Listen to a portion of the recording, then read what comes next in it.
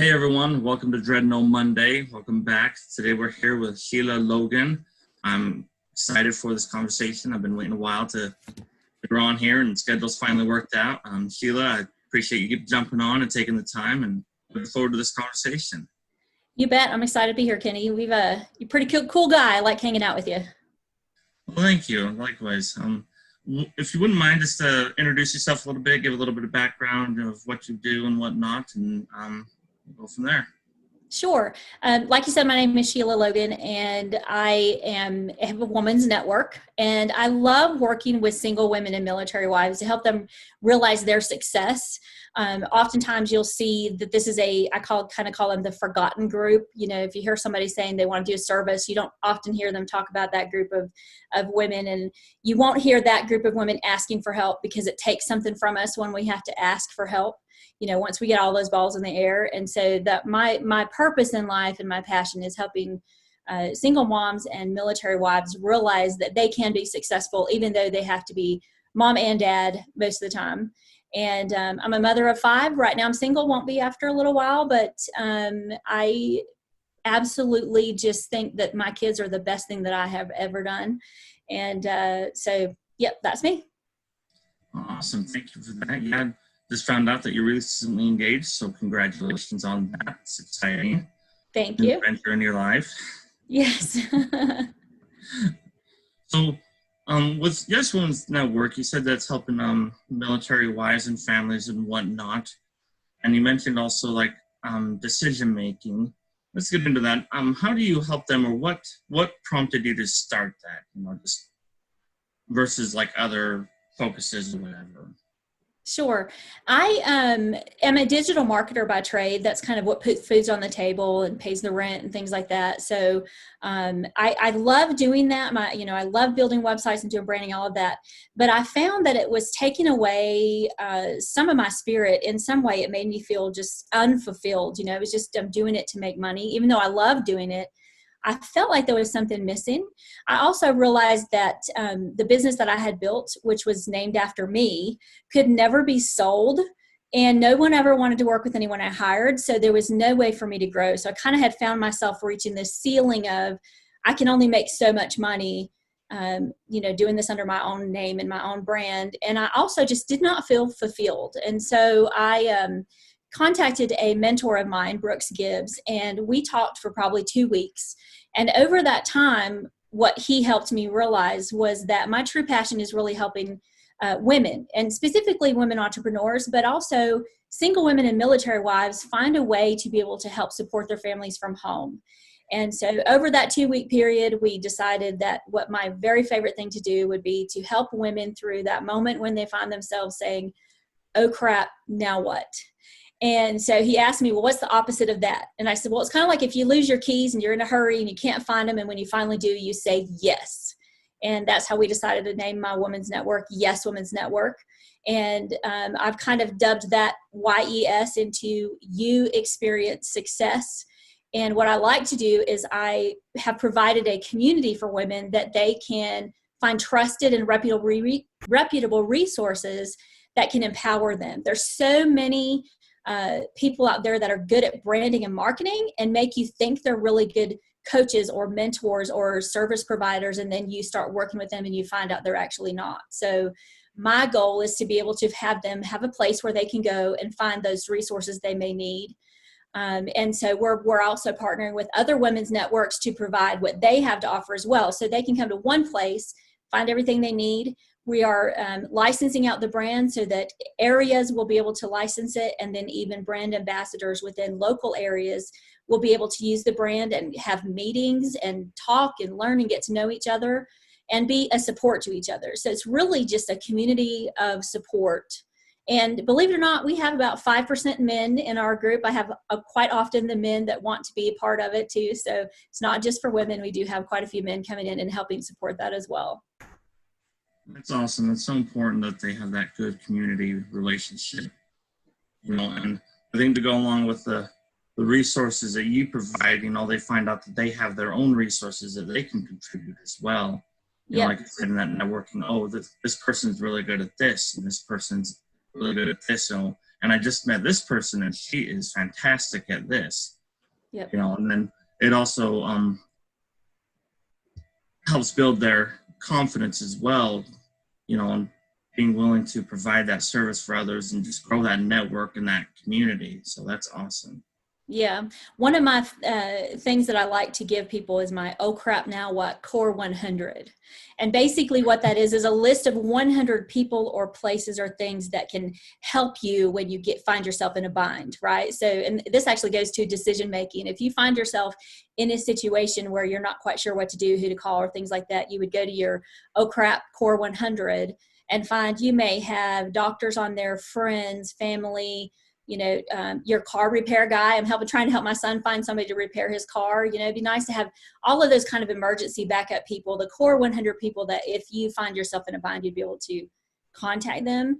And so having those resources available sure makes your life a whole heck of a lot easier. I can tell you that for sure. Absolutely. Especially those people that you could call at 3:00 in the morning if you're in a major bind like that. Exactly. Yeah, there's a few of those, and you do need to have those on hand. It never fails, Kenny, that children always get sick at 2 in the morning. Oh, always. Or they'll wait until just after the doctor's office closes. Exactly. Exactly. That's the truth of it.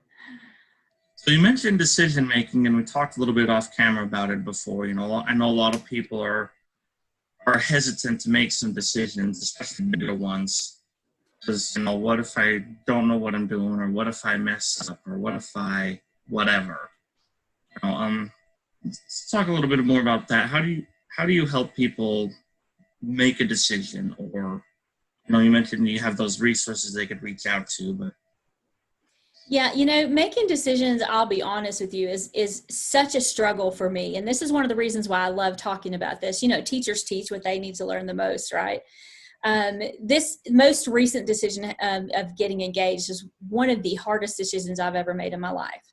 And what it came down to for this decision was for me to finally just accept making a decision and then feeling it out after. So really confidently and with courage, making that decision and seeing how I felt after.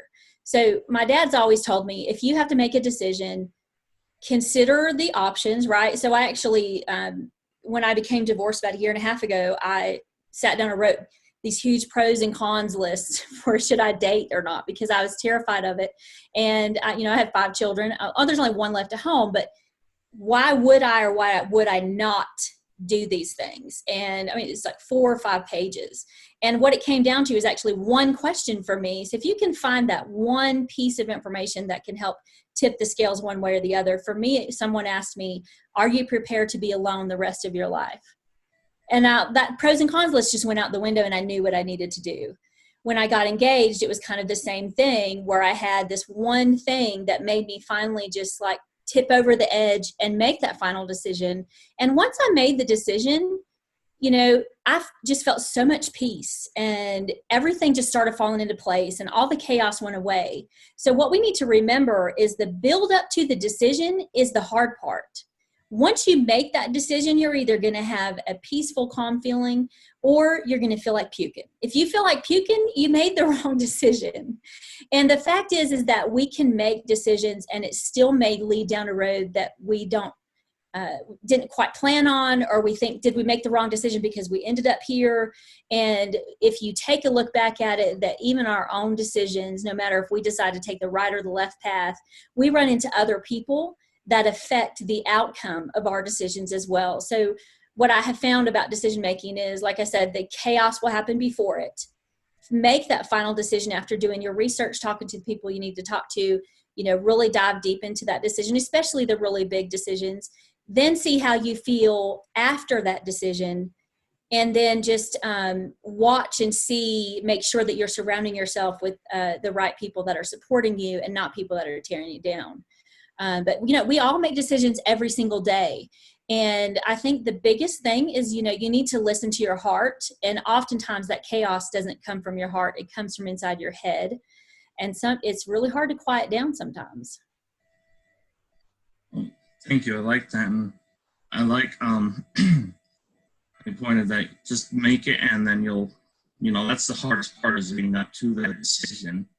And obviously bigger decisions might require some more thought and research or whatever. But oftentimes what I've found, listening to other mentors that I listen to, is we spend so much time on decisions that it becomes obsolete.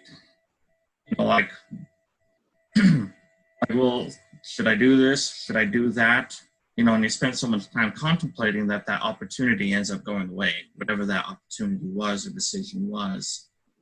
So like you said, just make a decision, go with your gut, and then if it doesn't feel right afterwards, then course correct. But how do you help people find that line where you don't spend way too much time making a decision, but you don't jump too quickly on more important decisions?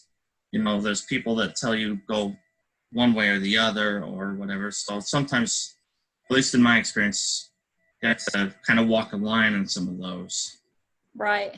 So one of the things that my dad always taught us was the question is not, is this right or is that right? If you're asking that question, you haven't gotten to the point where you're ready to make a decision. You have to figure those things kind of out on your own. And so for me, what I like to do when I'm working with someone is to just ask them a ton of questions. And it's really good to have somebody on the outside asking you questions as opposed to you just asking yourself questions, because someone from the outside can always see everything that's going on or more that's going on than when you're in the weeds, right? If you're standing in the middle of the forest, it's hard to see your way out. But if somebody from the top of the forest is in like a helicopter, they can tell you what's around you better. And so I found that the people that I surround myself with, what they say, like, you are the sum of the top 5 people you spend your most time with. And if you are spending time with 5 people who are tearing you down, then, let's make a change. But going to those trusted people, writing your pros and cons list, asking those really hard questions. It took me, several weeks to make some decisions, and some I can make right away. But what I have found is when I get to this place where I'm kind of stuck, I can't ask any more questions. I think I've asked them all. I have all the pros and cons kind of worked out. I've asked my mentors or people I trust to help me, and I've done research, whatever I needed to do. Once I've done all of that, really what it comes down to is you just have to buckle down and just decide. And you can't be a wimp about it. You can't say to yourself, well, I'll decide this and see how I feel because I'm still thinking about doing this. Then you still have not made a decision if you're doing that. You need to make a decision with conviction to know whether that decision was correct or not. And I don't know about you in your life, but every time I make a decision and it's the right decision, not only do I have that peace, but man, it just seems like all the pieces fall into place. So I'll give you another example. When I was leaving my last marriage, it was a situation where I needed to pack up my kids, and we took what we could fit in the car and we left. That decision was very difficult. It took me many, many months to make that decision. But once I finally said, this is what I want to do, and I realized that by doing this, I was actually opening the door to the prison that I felt like I was in. It, like, everything just laid out. I knew every single decision I needed to make. Things just fell into place. The storage unit that I'd been looking for storage units for 2 months, all of a sudden became available. The plan for where would we go, where would we stay, what we do when you got back, where are we going to put our stuff, all of the things actually just fell into place. Now, that's not going to happen perfectly for everybody every time, but you will notice that your life will start to flow. When you're in that pre-decision making, there's the chaos. You make, do all the research and everything, and then you'll come to this point where you can't go any further. You're kind of stuck. Make that decision with conviction, and then start moving toward it and see what happens. And if you're just hitting a wall after wall after wall after wall, maybe reevaluate the decision or how you're managing the decision. But for me, whenever I make a decision, it seems like all of a sudden I feel this huge relief and things just start to flow again. So whenever I know that I've hit this kind of ceiling, like, I imagine it somewhat like if you were, in a sinking ship and you're the water's coming up as you're making this decision, the water's coming up, and you're just trying to find that little tiny pocket of air to breathe.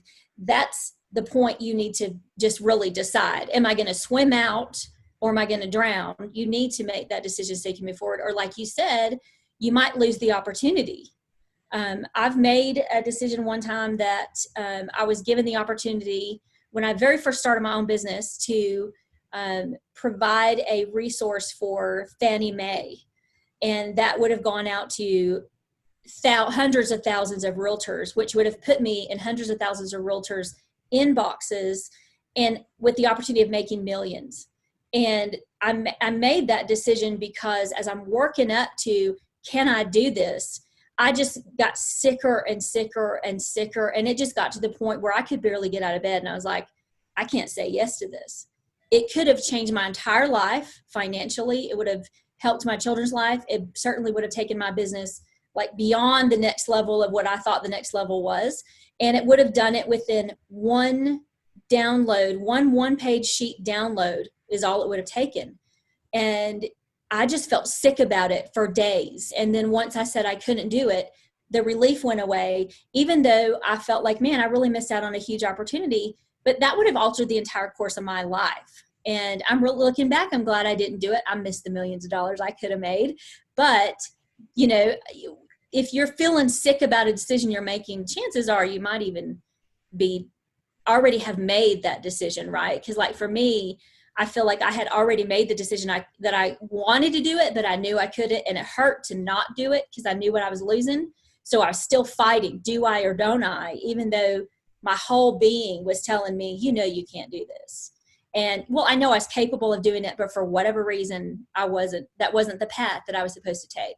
And then within 2 or 3 months, I had decided I didn't like working with realtors anymore. And so it's a good thing at the end of the day, but it was a tough decision and it put me down. I mean, I was in a pretty deep depression by the end of those few days, fighting the decision that I already had known. There's just no way I can do it. Well, thank you. Yes.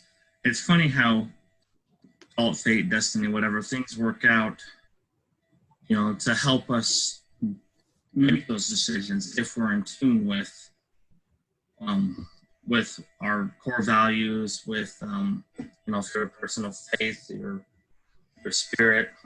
You know, there's been many times that I've passed up opportunities, you know, just as an example you've described or whatever, but it wouldn't have landed me where I am today. You know, I think of, you know, opportunities of business opportunities I could have had years ago and stuff, but I probably wouldn't have met my wife. I wouldn't have the son that I had, you know, and I just can't think of not having my family. You know, and just the simple decisions like that, it wasn't simple at the time, but, you know, could have altered my life completely, you know, and I'm so glad that I passed up those opportunities, you know, because they weren't right for me.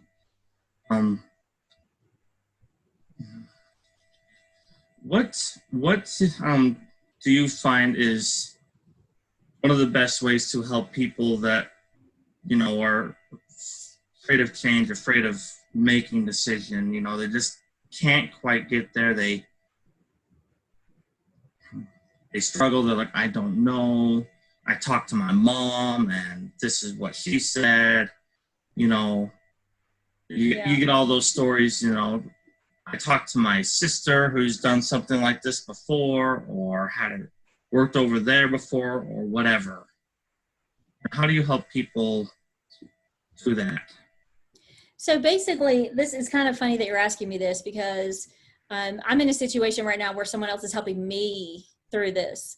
I have come to this place where I don't know what decisions to make. There are some things that are happening in my life right now. My mother's very sick. I have one child at home. If I go to North Carolina, to take care of her, what do I do with my 16-year-old? I've got this wedding now to plan, which we moved up the date just because my mother is so sick. We moved up the date. And last night I actually told my fiance, I said, I don't even know what decisions to think about making.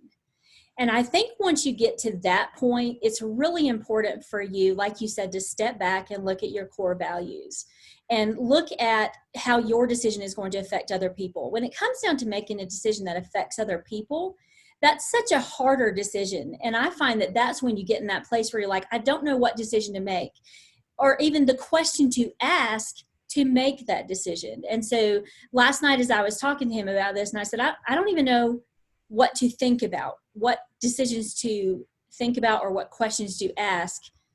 What am I supposed to do tomorrow? I just don't even know. And so for me personally, and what I find with a lot of my clients as well, is once you get to that point, check yourself physically. Find out, have you eaten? This is actually the first question everybody asks me on a regular basis. Have you eaten today? I often forget to eat. And then I go to bed at night and I'm like at 9 o'clock at night. I'm like, why am I so hungry? You're like, oh, you didn't eat anything today. And so check yourself, make sure you're eating, make sure you're getting enough rest. Your brain will actually stop working and slow down if you're not getting enough rest. In 2005, I was rear-ended by this guy who wasn't paying attention. I was at a stoplight, completely stopped, and he rear-ended me. And I apparently, because I had all this pain, wasn't sleeping well at night.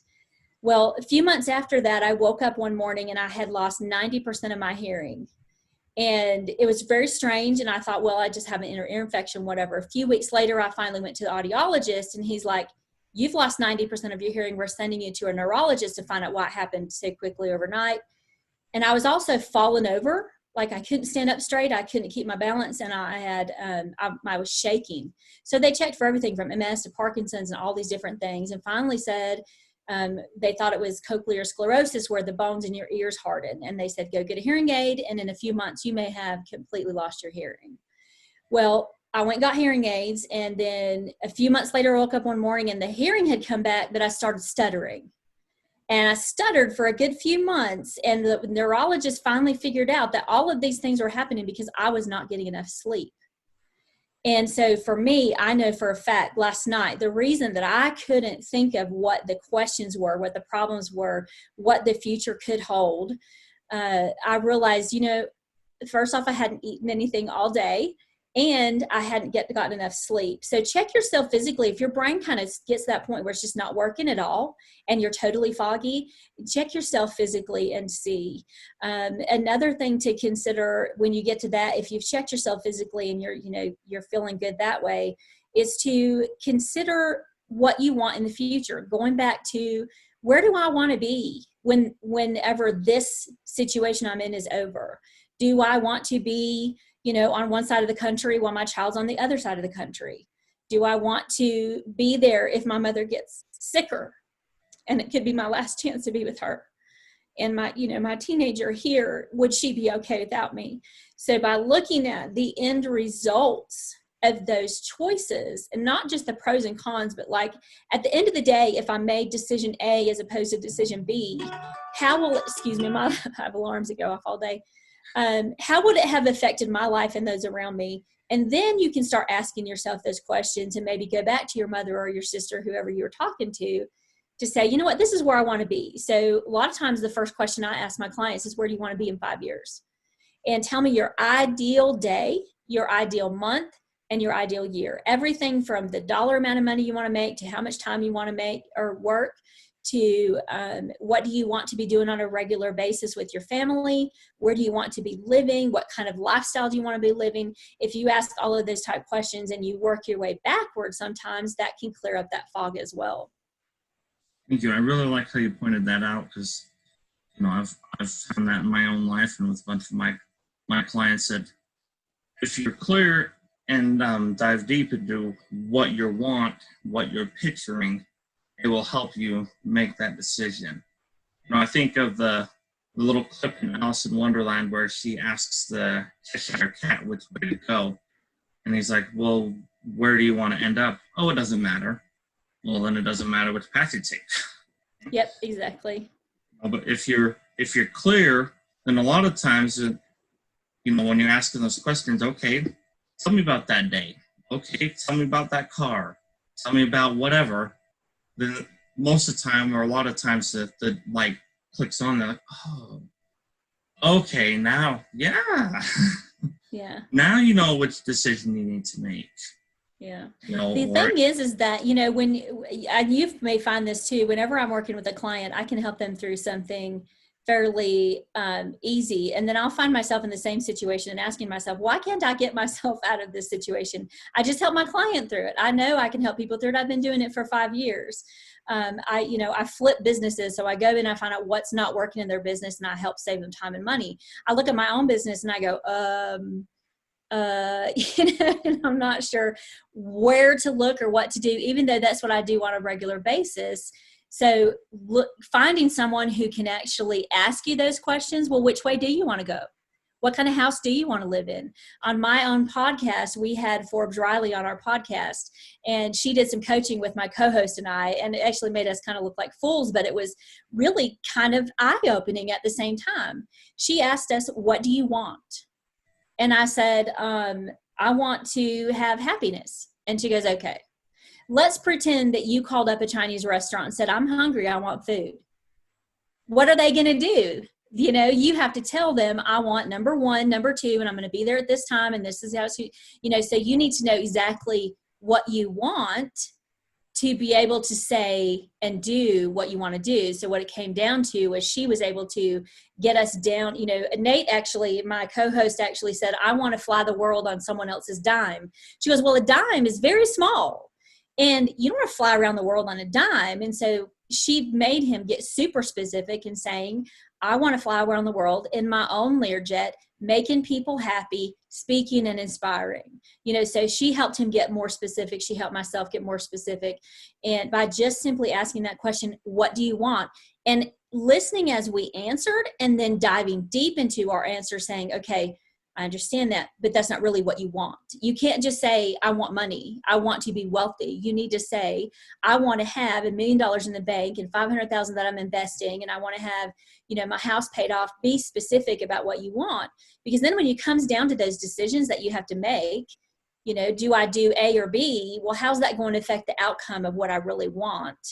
And that can actually, clear up some of those questions of, which direction should I go? Well, obviously, if I want to have $1 million in the bank, I'm not going to go spend the 500 I already have. I'm going to work toward that million, right?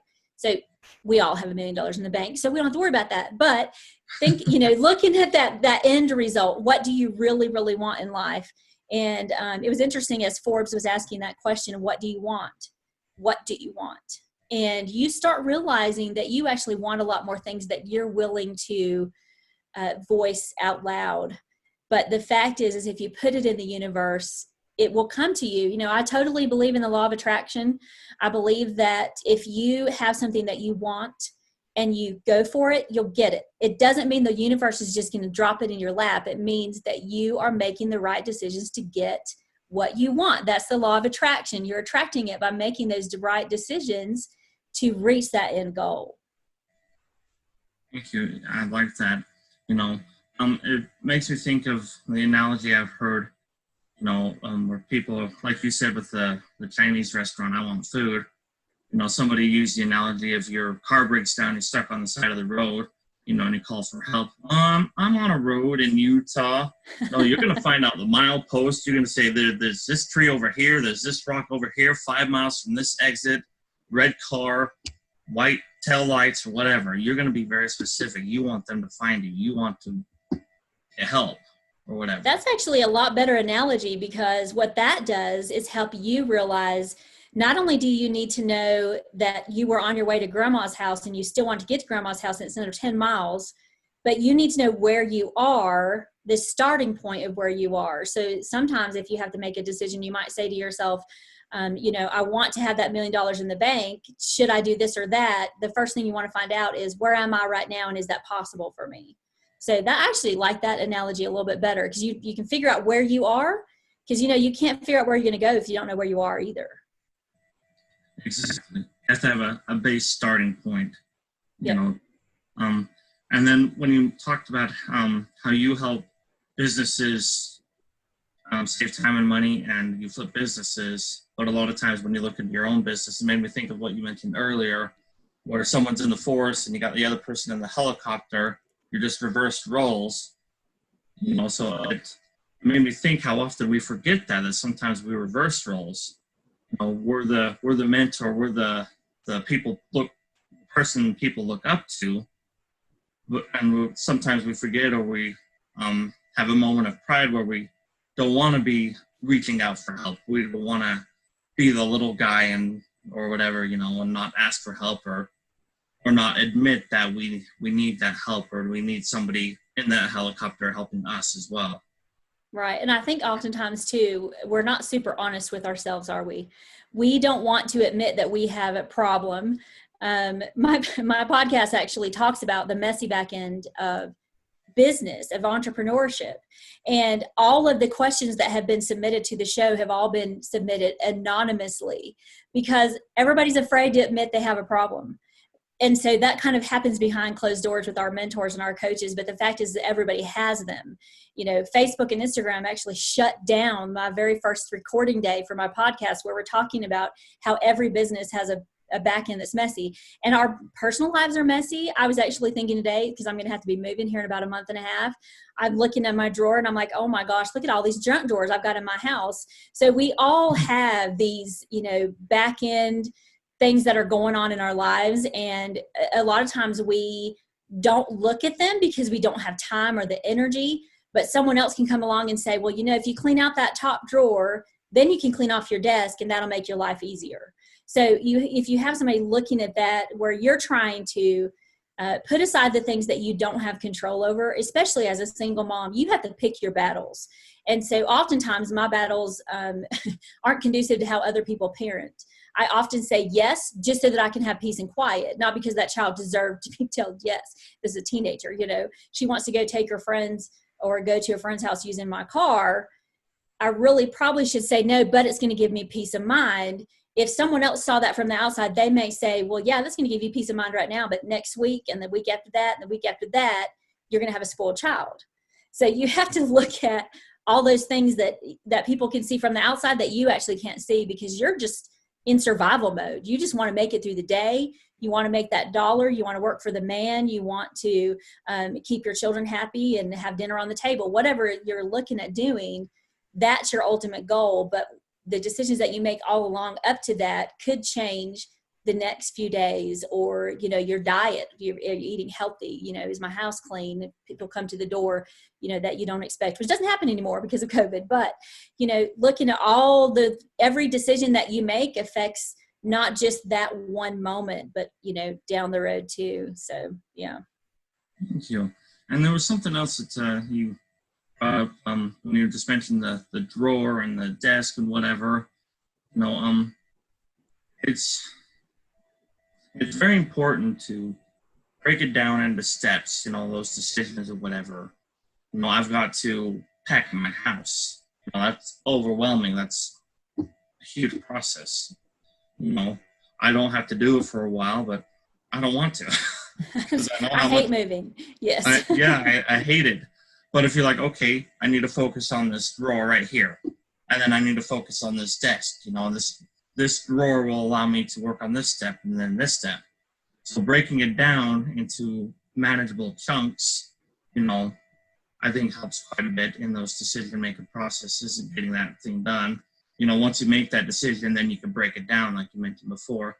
And then also, just if you look at, turn it positively, I don't want to admit that I have a problem.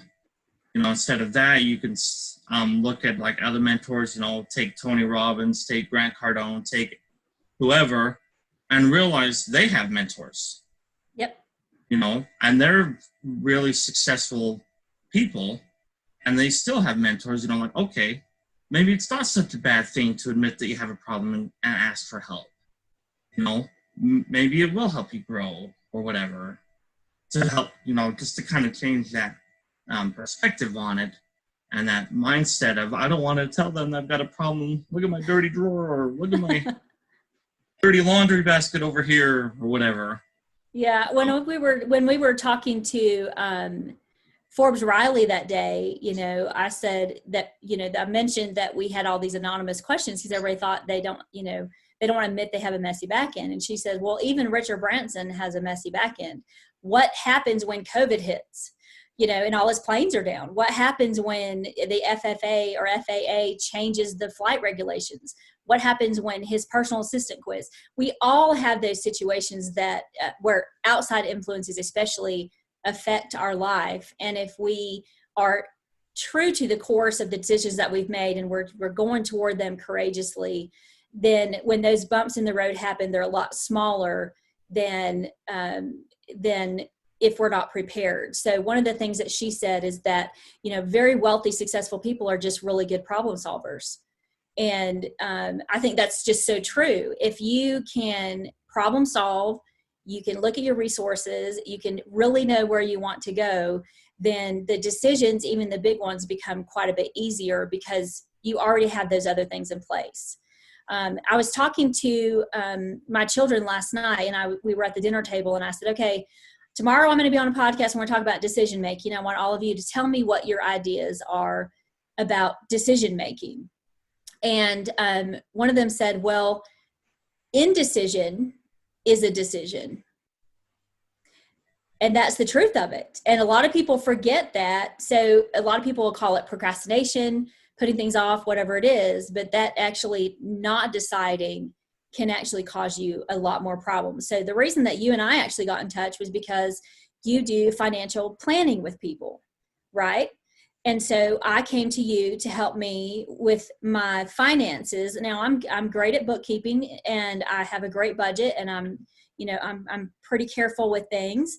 And we talked about that, but then you made quite a few more suggestions on top of that. I thought I was doing okay. And you showed me how I could do better. So realizing that I want to be in a good financial situation got me to a certain point, and then I needed to go ask for help. By putting those questions off, by waiting too long to reach out to someone like yourself, maybe I could have been in a different financial situation earlier. So if you decide not to do something, that is a decision as well. Yeah, the saying hindsight's 2020 always pops up. Yep, I think I saw something the other day that said if you had purchased some of these stocks right when the market crashed, that by this time you would have had X number of dollars. And so you really do have to sometimes take risks and make big decisions. But if you know your end goal of what you really, really want to do, then those decisions don't become so hard. But yeah, looking back, I think for me, if I look back on my life and I consider the decisions I made, some of them were not the smartest decisions. Some of them were not great. Some of them, kicked me in the tail and caused me problems. But I don't regret any of the decisions I've ever made in my life. I've had a very difficult life. And some of that has to do with my decisions, and some of it has to do with decisions of people who I've spent time with. But what it comes down to is I wouldn't be who I am today without everything that I've been through. So don't forget, outside of shooting yourself in the foot, when it comes to keep yourself safe, but realize that making decisions does make you who you are, and the trials you go through do make you stronger, and you find courage and success. And one of my favorite sayings is there's joy in strength and there's strength in joy, and they feed off of each other. So if you can find the strength, you'll find joy. If you don't have strength, find joy, and then you'll find strength. And you can do that by serving other people. And then when you're serving other people, that actually brings you up in the helicopter so that you're kind of over the top, because you see your life differently when you're serving other people. And sometimes when you're serving other people, they help you with your problems too. So if you can just decide to decide and know what you want, then you're going to be okay. I love that. Just sometimes you have to step back and put yourself and your problems aside for a minute, go serve other people. And like you said, oftentimes you'll find the answer, or you'll find the missing piece to that puzzle, or the missing clue. So I like that. So thank you for bringing that up. Sheila, this has been an awesome conversation. I appreciate all your insight and knowledge that you shared, and what you're doing to help others and to grow that community and serve others. So thank you for that. One more question. Where can people find you if they want to learn more about the Yes Network, or talk to you or get a hold of you and learn more about what you do? So you can find me at yeswomensnetwork.com or look me up on Facebook, Sheila J. Logan, and you should be able to find me, or have a listen to my podcast, which is The Messy Back End of Entrepreneurship. And it's on just about every platform, or go to themessybackend.com and you can find the platform. But I have actually had people who aren't even in business tell me that the podcast has helped them, because you really have to realize everybody has a messy back end in one way or another. And it does help you with, like, how do you make decisions in the first place? And so I think that's something that we're all going to struggle with forever, because you don't know all the decisions you're ever going to have to make in your entire life. And so having those resources and that network of people, and understanding that you're not alone. Everybody has issues and everybody runs into these same questions. And so I oftentimes have women come to me and they tell me their problems, and I can actually say to them, I understand, I've been there, because I've been through so many different things. And when you talk to somebody who's been there, they can give you the best advice of everybody. So that's what I like about doing. Awesome. Thank you so much. And we'll put those links in the comments below with this. Again, Sheila, thank you for being here. We really appreciate it. And until next time.